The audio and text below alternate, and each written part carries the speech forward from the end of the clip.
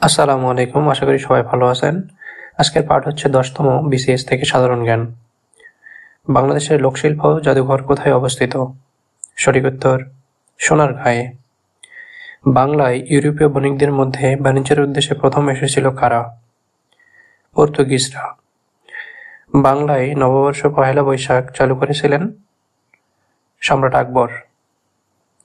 বিখ্যাত সাধক শাহ সুলতান বলখির মাজার কোথায় অবস্থিত?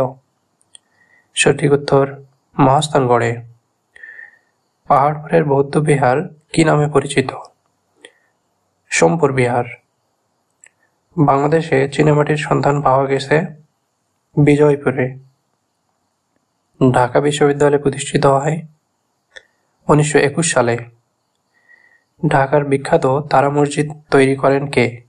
সঠিক উত্তর মির্জা আহমেদ চান। পাখি ছাড়া পলাকা ও দোয়েল নামে পরিচিত হচ্ছে দুটি উন্নত জাতের গম শস্য।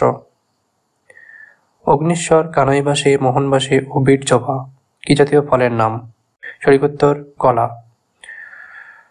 বাংলায় চিরস্থায়ী বন্দোবস্ত প্রথা প্রবর্তন করা হয় কত সালে? 1793 সালে। কোন মুঘল সম্রাট বাংলার নাম দেন জান্নাতাবাদ? হুমায়ুন। ঢাকায় সর্বপ্রথম কবে বাংলার রাজধানী স্থাপিত হয়? সঠিক উত্তর 1610 সালে। পূর্বাশা দ্বীপের অপর নাম কি? দক্ষিণ তালপট্টি দ্বীপ।